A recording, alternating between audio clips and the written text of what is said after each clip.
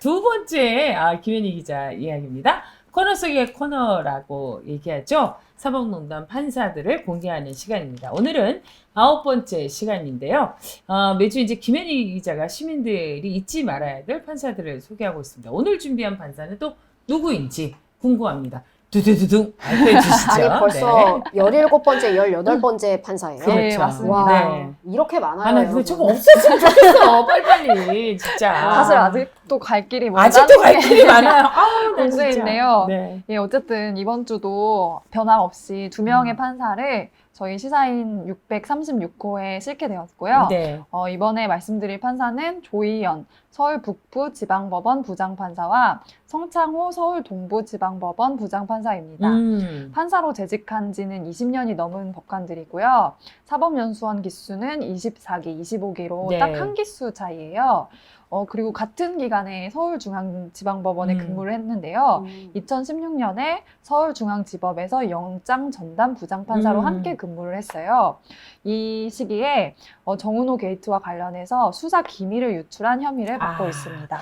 이 영장 전담 판사라서 그런지 몰라도 뉴스에 많이 나오고 두 판사는 왠지 익숙해요. 그러실 거예요. 그렇죠. 뉴스에 네네네. 워낙 많이 네네네. 다뤘던 분들이라 이 검찰이 이제 범죄 혐의를 받는 피의자를 구속할 때 영장 전담 판사들이 이제 구속영장을 발부해 줄지 심사하는 역할을 네, 하죠. 굉장히 네, 중요한 맞습니다. 역할이고 네네네. 그래서 이제 주목을 받게 되는 거죠. 예, 그리고 특히 이 두 판사가 영장 전담 판사로 있었던 시기가 국정농단 네, 그때 수사랑 맞물려서 음. 그러니까 2016년부터 2017년 2월경까지 재직을 했거든요. 그래서 조혜연 판사는 왜 그때 이재용 삼성전자 네, 네, 네. 부회장 구속영장이 청구됐을 때 한 차례 기각이 됐었는데 맞아요. 그 당시 심사를 했던 맞아요. 네, 판사예요. 그렇구나. 그 실시간 검색에 쭉 올랐었죠. 네, 이름이 익숙하실 거예요. 네, 성 판사도 마찬가지고.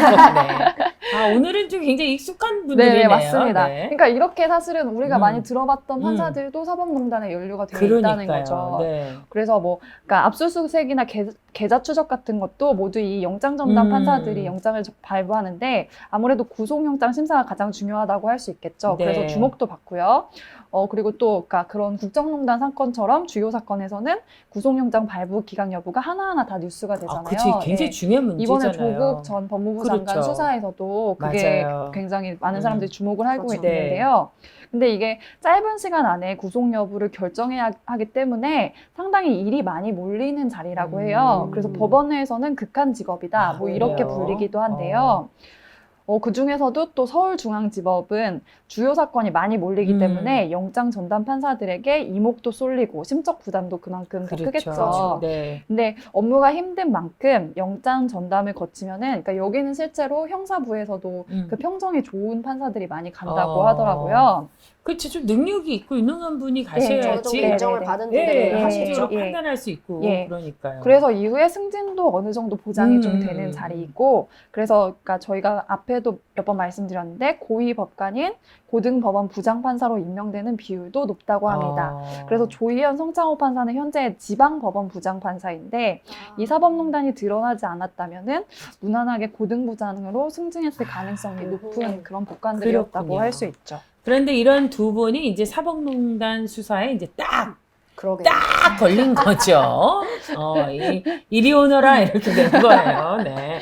이 조희연 성창호 판사는 이제 말씀하신 대로 정은호 게이트 당시 수사 기밀을 유출해서 공무상 비밀 누설 혐의로 지금 이제 나란히 재판을 받고 있지요. 네. 그 두 판사는 서울중앙지법 영장전담재판부에 있던 시절에, 그러니까 이 영장재판부도 형사부거든요. 네네. 이 형사부를 총괄하는 게 그 위에 형사수석 부장판사인데 신광열 현재 고등부장도 같은 혐의로 재판을 받고 있어요. 예. 이 신고등부장은 저희 사법농단 열전에서 3번째로 말씀을 드렸던 네네네. 판사고요. 청취자분들도 이제 기억을 하실 텐데 2016년 4월경에 네이처 리퍼블릭 대표였던 정은호 씨가 상습 도박 혐의로 구속이 돼가지고 판사 출신 정관 변호사인 정유정 씨와 갈등을 빚어가지고 일명 정은호 게이트가 터졌었잖아요. 맞아요. 그러면서 현직 판사들도 수사 선상에 오르게 되는데 이에 따라서 양승태 대법원 법원행정처에서 검찰의 수사가 확대되고 네. 현직 법관들의 또 다른 비리를 파헤칠까봐 이것을 막기 위해서 대응책 마련에 나서게 됩니다. 그렇군요.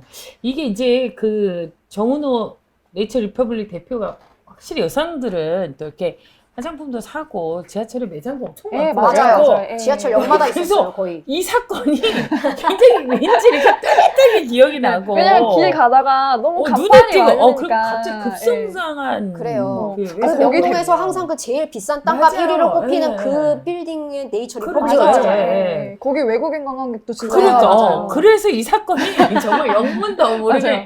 이 뭐냐 막 이러면서 그렇게 괜히 돈을 많이 들여다보게 벌어가지고 됐어요. 예. 상습 도박을 그러니까요. 하고 이런 이렇게 식으로 쓰고 비싼 지금, 변호사를 썼구나. 이 변호사는 또 뭐냐 막 이러면서 계속 뭐냐 하면서 들여다봤는데 맞아요.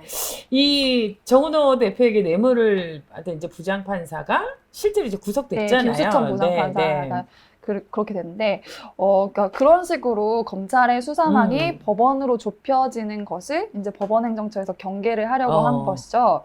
그래서 뒷동이 법원행정처에서 튈까봐 그렇죠. 그러니까 뭐 다른 연루된 그렇죠. 또 다른 판사들도 있을 수 있으니까요. 그래서 검찰 수사 상황을 파악하려고 하는데요. 이 창구로 바로 이 서울중앙지법 영장 전담 판사였던 조희연, 성창호 판사를 활용하게 됩니다. 그렇군요. 왜냐하면은 영장 전담 판사는 피의자가 이제 정식 재판을 받기 전에 구속 여부를 결정해야 되잖아요. 그러니까 내밀한 수사 기록들을 다수 접할 수 있는 거예요. 아, 네. 그렇죠. 그러니까 영장 청구서가 접수되면서 그동안 검찰이 수사했던 기록들이라든지 다 뭐 볼 수 진술서라든지 있죠. 이런 게 넘어오는 거죠.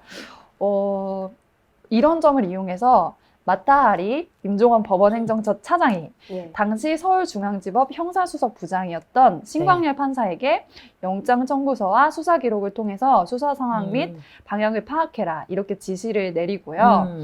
이제 형사부를 총괄했던 신광열 판사가 조희연, 성창호 판사로부터 지속적으로 중간에 보고를 받고, 왜냐하면 계속 영장, 이 정은호 게이트 관련해가지고 검찰이 계속 영장을 뭐 한 명만 네. 치는 게 아니잖아요. 여러 사람에 대해서 영장을 어. 청구하고 압수수색 영장도 그렇죠, 치고 그렇죠. 구속영장도 치니까. 그래서 그런 식으로 수사 상황을 보고를 받고 이렇게 입수한 정보를 행정처에 전달을 합니다. 그래서 그 결과 2016년 5월부터 9월까지 수사 진행 상황, 주요 관련자 진술, 또 수사 계획 등 수사 기밀이 담긴 문건 9개와 수사 보고서 사본 1개가 법원행정처로 넘어갔다고 그렇군요. 그렇게 보고 있습니다. 그러니까 이제 이 과정에서 검찰 수사를 맡는 이제 판사가 수사 정보를 이제 다 알게 되는 거잖아. 아까 이야기한 것처럼. 그러니까 그쵸? 뭐 그렇게 실시간으로 중계를 해주는 건 아닌데, 그 기록이 다 올라오니까요. 알게 되는 거죠. 그러니까 어쨌든 법원행정처가 이 용의선상에 있는 판사들한테 뭐 이렇게 해라 주의를 주는 그렇죠. 건 아니지만 나름 법원행정처 차원에서도 조사를 하다가 이런 정보가 세계되는 경우가 있었어요. 그렇죠. 그래서 뭐 참 어이없다는 말로도 음. 부족한 일인데요. 그 김수천 부장판사 아까 이제 구속됐다고 하는 그러니까 지금 이제 전 부장판사죠. 네. 그래서 그 김수천 부장판사가 이런 경우인데 당시에 조희연, 성창호 판사가 입수해서 법원행정처로 넘어간 수사 정보 가운데 어떤 내용이 있었냐면, 계좌 추적을 해봤더니 김수천 부장판사의 딸 명의 계좌로 1,800만 원이 입금된 사실이 확인되었다. 네. 이런 내용을 법원행정처에서 파악을 한 거예요. 그런데 이 내용이 법원행정처를 통해서 김수천 판사에게 흘러들어가게 되는데 네. 이거를 뭐 직접적으로 알려준 거는 아니고 네. 이제 김 판사가 검찰에 구속되기 전에 2016년 8월에 법원행정처 차원에서 조사를 한다고 나선 거예요. 그래서 김현보 윤리감사관이라는 사람이, 이 사람도 판사인데 김수천 판사를 직접 대면 조사를 하면서 이런 내용이 있었냐라고 확인을 한 거죠. 네. 근데 김수천 판사는 여기까지 수사가 진행된 거는 모르고 있던 상황이잖아요. 근데 대면 조사에서 이 사실을 알게 되고, 그렇죠. 김 판사가 당일 오후에 이 뇌물을 공여한 이하무개 씨를 찾아가가지고 입을 맞춥니다. 자신의 딸이 명의 계좌로 입금된 수표 1,800만 원에 대해서 허위 진술을 해달라. 이렇게 부탁을 하게 되는 거예요. 그러니까 뭐 진위는 모르겠어요. 어떤 의도로 이거를 확인했는지는 거기까지는 알 수가 없지만. 그렇죠. 그러니까- 우리가 취재를 할 수가 없으니까 가서. 근데 참 이게 늘 이 판사 열전하면 마지막은 굉장히 허탈해져. 그래요, 맞아요. 야, 이거 진짜 뭐냐 이거 진짜 이래도 되냐? 근데 실제로 이제 그 지금 보면 김수천 전 판사 말고는 지금도 활동하고 있잖아요. 일단 그렇죠. 그 법원에 당시에 있는 이제 거잖아요. 관련됐다고 하는 부장판사가 7명 정도가 있었는데 네. 이 정은호 게이트 관련해서 그 중에서 이제 입건이 돼가지고 기소가 돼서 지금 징역형을 선고받았거든요. 김수천 네, 판사는 네. 이렇게 죄의 책임을 지고 있는 거는 김 판사가 유일한 거라서 그러니까요. 뭐냐 이거 진짜. 나 정말 난 진짜 이 시사인 참 좋아하는데 이거는 보면 볼수록 열받고 이거 진짜 알면 알수록 이거 가만히 있으면 안 될 것 같고 그래도 다행히 서초동에 가면 양쪽에 법원도 있고 검찰청도 있어서 개혁을 다 해야 될 것 같고 나 진짜 잊어서는 안 될 것 같은 그 중요한 대목이라 잊지 말아야 되겠지만 참 답답하네요. 네. 뭐 이렇게 입수한 정보들을 가지고 네. 그러니까 수사의 방향, 그러니까 여론에서 이제 법원의 비판 여론이 높아지지 않도록 검찰로 뭐 화살을 돌려야 된다 이런 식의 전략도 세우고 그랬다고 하더라고요. 법원 내부에서. 네.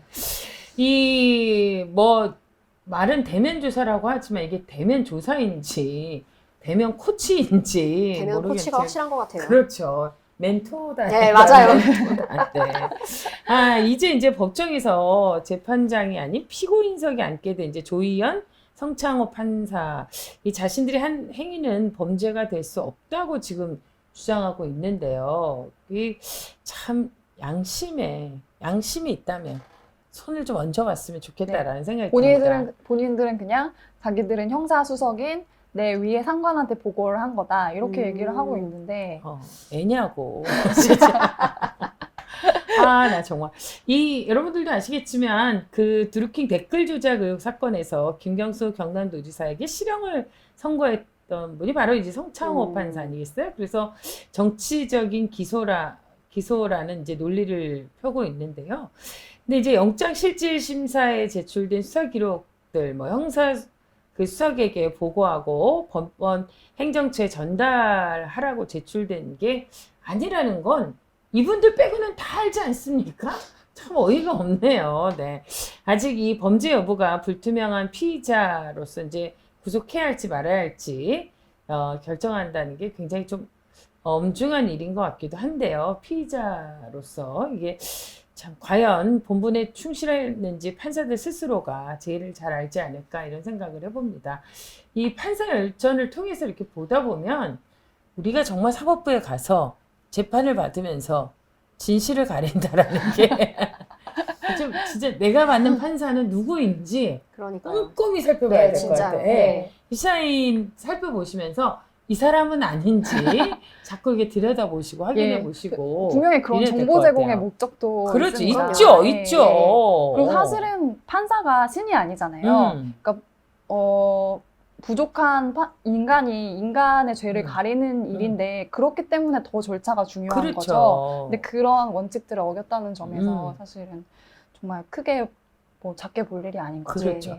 근데 이게 판사 열전을 하다 보니까 늘 가끔가다 느낀 건데 김현희 기자가 점점 뭔가 판사를 대신할 수 있는 능력을 갖추게 되는 것 같아요. 네? 뭔가 반듯하고 날카롭고 정의로워지고 어머니 따님 훌륭하게 키우셨어요. 좀 더 사주세요. 어쨌건 이 판사 열전을 들으면서 좀 허탈해지기도 하지만 또 불행한 과거를 우리가 잊지 않고 기록하면서 기억해야 하는 게 저희가 할 수 있는 최선인 것 같습니다. 미래를 위해서 우리가 좀 희망을 찾기 위한 거고요. 또 지금 혹시라도 한 점의 의문이 있을지도 모르니까 내가 받는 재판도 한번 꼼꼼히 살펴볼 수 있는 기회가 될 수 있지 않나. 그런 점에서 또 유익한 정보 제공이 아닌가 이런 생각이 듭니다. 누군가에게 어떤 것들에 대해서 징벌을 하기 앞서서 스스로를 좀 돌아볼 줄 아는 그런 여러분들이 되기를 간곡히 권해드립니다. 시사인 이번 호에도 다양한 뉴스를 마련했습니다. 여러분 놓칠 수 없는 뉴스 그리고 우리가 꼭 주목해야 할 뉴스 잊고 있었던 다양한 소식들 시사인 안에 가득 담겨져 있으니까요. 시사인 많이 응원해 주시고 또 구독으로 힘을 실어주시기 바랍니다. 시사인 팟캐스트 4만이 돌파했다는 이런 기쁜 소식을 여러분과 함께하면서 5만 명 갑시다. 네, 5만 명 가야죠. 자리를 지키는, 늘 그 자리를 지키는 저희들이 되도록 하겠습니다. 정기 구독 여러분 성원에들 감사드리면서 한 분만 더, 한 사람만 더 잊지 말아주시기 바랍니다. 고맙습니다. 고맙습니다.